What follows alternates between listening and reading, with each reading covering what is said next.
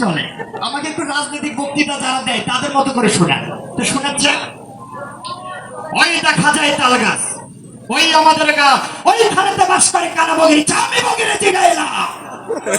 তুই খাস কি পাল্টা মাছ চাষ কি পাল্টা আমি চাই না, পুঁটি মাছ পাই না, একটা যদি পাই তাহলে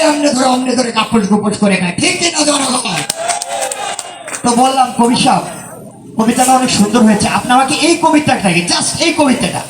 আমাকে একটু বৃদ্ধ লোক যারা দাঁত পড়ে গেছে কথা বলতে পারে না তাদেরও তো আবৃত্তি করার শখ আছে না, তাদের মতো করে একটু শোনান। শোনাচ্ছেন, ওই দেখা যায় তাল গাছ, ওই আমাদের গাছ, ওইখানে বাস করে কানা বগে, ও বগি তুই খাস কি পান্তা চাষ কি পান্তাই আমি খাই, মাছ পাইলে একটা যদি পাই তাহলে এমনি ধৈর্যে গাপুস গুপুস করে গায়, ঠিক না জনগণ? তা আমি এখানে শান্ত হই নাই, আমি বললাম কবি সাহেব এই কবিতাটা ধরেন আমাদের সমাজে তিন প্রকৃতির মানুষ আছে, কেউ হচ্ছে পুরুষ আবার কেউ নারী, একটা জাতি তো আরো আছে নাকি, তৃতীয় লিঙ্গের মতো করে একটু শোনান। তো শোনাচ্ছে, চা দুষ্ট কোথাকার, ওই দেখা যায় তাল গাছ, ওই আমাদের গাছ, ওইখানে বাস করে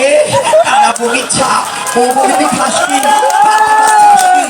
পান্তা আমি খাই না, পুঁটি মাছ পাই না, এই সুন্দর একটা যদি পাই তাহলে আমি ধরে কাপড় কাপড় করে খাই, ঠিক না? প্রিয় উপস্থিতি, আসলে অনেকক্ষণ ধরে আপনারা সকাল থেকে অনেকক্ষণ ধরে বোরিং হয়ে আছেন, তা আমি ভাবলাম সবাই তো আলোচনা রাখে, আমি একটু সমালোচনা করি নাকি। তো এই পর্যায়ে আমি আসলে আমার ভুল ত্রুটির ক্ষমা চেয়ে নিচ্ছি। এই প্রতিষ্ঠান থেকে আমিও পড়ালেখা করেছি, আমার দাদা আব্দুল আলী ভূঁইয়া, আমি শুনেছি আমার বাবার মুখে উনি সহকারে নাকি এই প্রতিষ্ঠানে যখন কার্যক্রম চলে, এই প্রতিষ্ঠানে যখন প্রতিষ্ঠান শুরু লগ্ন থেকে ওনারা এই প্রতিষ্ঠানের জন্য অনেক শ্রম দিয়েছে, আমরা কিছুই করতে পারি নাই, যদি আগামী দিন আল্লাহ আমাদেরকে এই সমস্ত জায়গায় এনে পৌঁছায় আমরা এই প্রতিষ্ঠানের জন্য করার চেষ্টা করব, এবং যারা এখন এই প্রতিষ্ঠানের জন্য করার মতো ক্ষমতা আছে আমি তাদের নিকট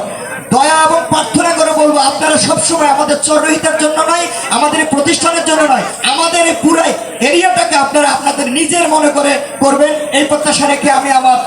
সংক্ষিপ্ত আলোচনা শেষ করছি। আসসালামু আলাইকুম রহমতুল্লাহ।